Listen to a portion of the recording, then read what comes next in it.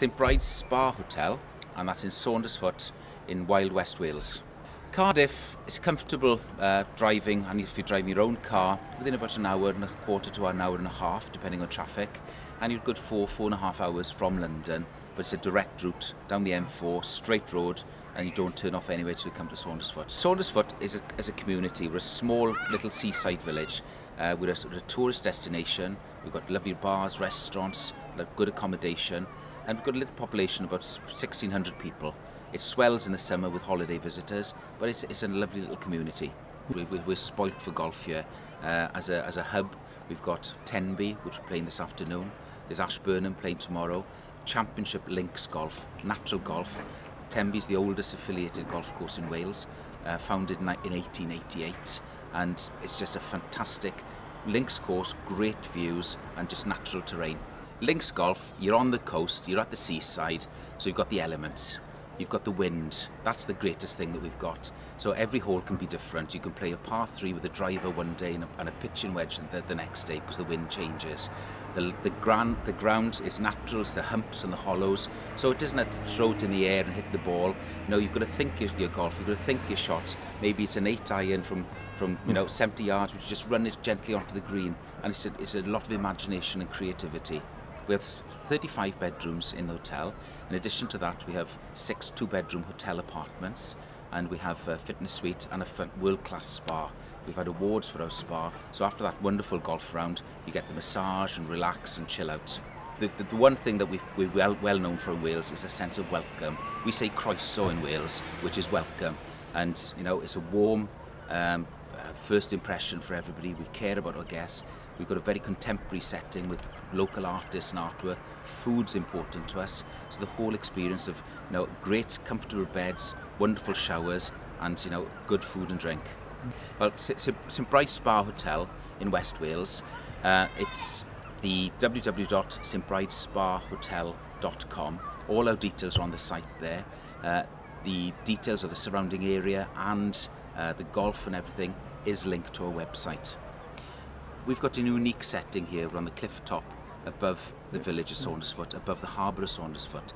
We've got a unique infinity edge Vitality pool. It's 36 degrees year round, so you can use that in the depth of winter when it's 8 below, and it's a fantastic experience. The spa has treatment rooms. We have our own products in the spa from the local seaweeds and the local muds. Tenby Golf Club's about 50 miles west of Swansea in West Wales, about as far west as you can get in the UK actually without going into the Irish Sea. Tenby Golf Club was established in 1888. It's the oldest affiliated golf club in Wales. It was largely relayed out by James Braid, the famous Scottish golfer, 5-times Open champion. This golf course is the oldest and most original sorts of golf courses, basically built by the sea, and they're as natural as they come as far as golfing terrain is concerned. Bunkers are like most links golf course bunkers. They're mainly potted with riveted faces, and they're difficult but natural looking, easy to get in, hard to get out. The undulations on links golf courses are what make it what it is. They're natural, they're not created by man in any way, and there's a lot of them out there. Some you can see, the more subtle ones you can't until you putt on them. The signature golf hole on Tenby Golf Course is the 3rd, which is named Di Rees after the famous Ryder Cup captain. It was said that it was his most favourite hole in Wales, and it's named after him. It's stroke index 1, it's pretty short, 350 yards, with the prevailing wind behind your back, but it's tough. Right, okay, this is hole number 3. This is the first hole where the sea comes into view, and you really start to feel it on your back. The prevailing wind is generally, as it is now, coming right over my shoulder, down the 3rd hole, stroke index number 1, toughest hole on the golf course. It all starts to happen the closer you get to the green. The green is on a little saddle. Fall off to the right, you're dead. Fall off to the left, you're dead. Keep it straight. Okay, Randy, this is a 3rd. This is a good drive where the wind behind comes down this hill like this one has, and you finish slightly on the upslope. What you've got ahead of you here is a natural channel created by the dunes on either side. Nothing's been carved out of here by machinery. This is just how it's evolved over the years. And basically severe slopes right and left, creating that nice tunnel up to the green. And then you've got a typical saddle green, so it's falling off severely on the right and on the left, and falling down towards you on the first. 11 12s are commonplace in a medal competition here, with people going from right to left and back again. Tough hole. Got to just pitch it up there and hope the wind takes it up to the flag. Yeah, Chris Jenkins has been here 35 years. He's still very passionate about this golf course. And he says that, you know, that it's built on sand and hence the dunes. It's undulating, it's changing. You know, he can see it over every couple of years. He can see the fairways actually physically moving. You know, he can come in and he can recognise that things have changed from different vantage points over the years. It's constantly shifting and changing. Sitting on a big sand dune, that's what links golf is all about. Okay, Randy, this golf course was laid out by James Braid, who was the 5-time British Open champion. He laid out a lot of golf courses in the British Isles, and mainly links courses. Links courses obviously were by the sea, but a lot of them were by the railway as well, because in the last 19th century, travel was predominantly long distance done by the railway, obviously. So they would turn up, get off the station, cut out the golf club, and generally there was no great science involved. They would lay their golf courses out by placing a stick, say cut round that'll be number 1 green, walk out a couple of hundred yards, place another stick, that'll be number 2.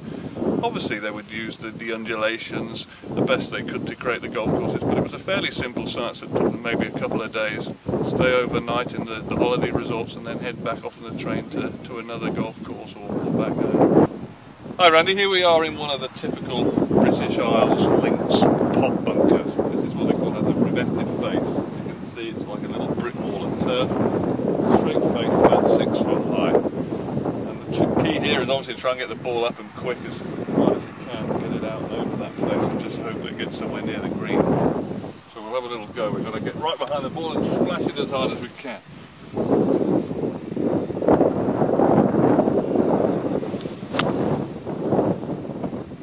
Randy, here we are on the 9th tee at Tenby Golf Course. As you can see, it's a superb tee, looking back across what they call South Beach and Penally Beach towards the ancient town of Tenby. It's a tough golf hole, but try not to get too distracted by the views.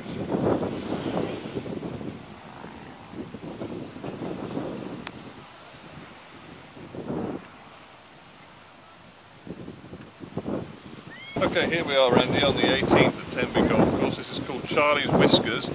Charlie's Whiskers are named after 3 humps to the right of the green, after a gentleman called Charles Matthias, who was a leading light for about 50 years in the last century. He virtually ran the golf course. He was secretary and captain and everything else. But this hole's named after him, and we're standing on what's called Black Rock, which is an ancient old piece of rock. The tee has been built on the top, giving us a great vantage point, as you can see, but it's also giving us a feel for the wind, the prevailing wind that we talked about earlier on, howling on my back. So shortening the hole, but certainly not making it any easier. Key to links golf is you've got to either get the wind to help you or you're fighting it sometime. This time you've got it on your back, so you've got to try and utilise it and get the ball up and get it flying as far as you can.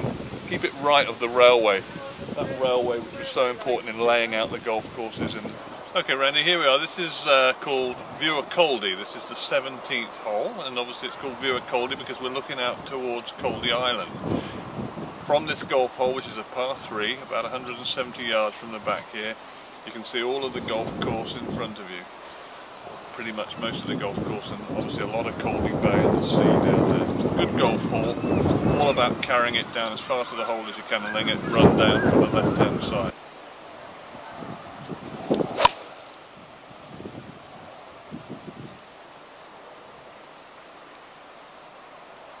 Okay Randy, I just hit that ball a little bit too far to the left, but the ideal line is slightly left and then curling down. The wind's going to be carrying it from the right as it did there. Let it drop down there to the bunker and let it fall down all the way to the pin.